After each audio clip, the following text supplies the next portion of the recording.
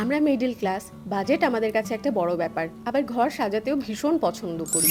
তাই যদি অ্যাফোর্ডেবল প্রাইসে এত সুন্দর কিছু জিনিসপত্র পাওয়া যায় তাহলে মনটা ভীষণ খুশি হয়ে যায়। আমার ঘরে বাচ্চা আছে, ড্রাই ফ্রুট আমার প্রায়শই কিনতে হয়, তাই স্ন্যাপডিল থেকে পিচ বাই আর্ট করা এই দুটো কন্টেইনার কিনেছি।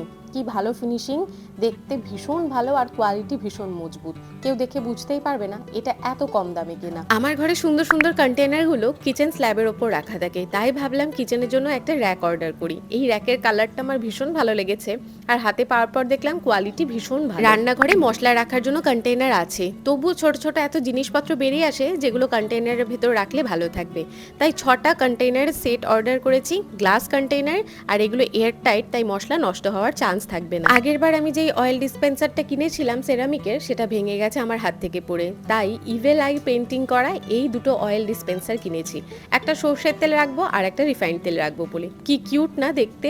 রান্নাঘরে দেখবে কোনায় কোনায় ছোট লাইট জ্বললে রান্নাঘরটা ঝলমলে লাগে, তবে এত তো প্লাগ পয়েন্ট কারোর রান্নাঘরে থাকে না, তাই চার্জ করার মতন এমন একটা লাইট অর্ডার করেছি। আর এটা গ্লু দিয়ে যেখানে সেখানে ইজিলি স্টিক করা যায়। এই প্রত্যেকটা প্রোডাক্টের লিংক আমার ইউটিউব কমিউনিটি পোস্টে থাকবে, তোমরা দেখতে পারো। আর আমার কিচেনের এই কোণাটা এখন কেমন লাগছে সেটাও জানাও।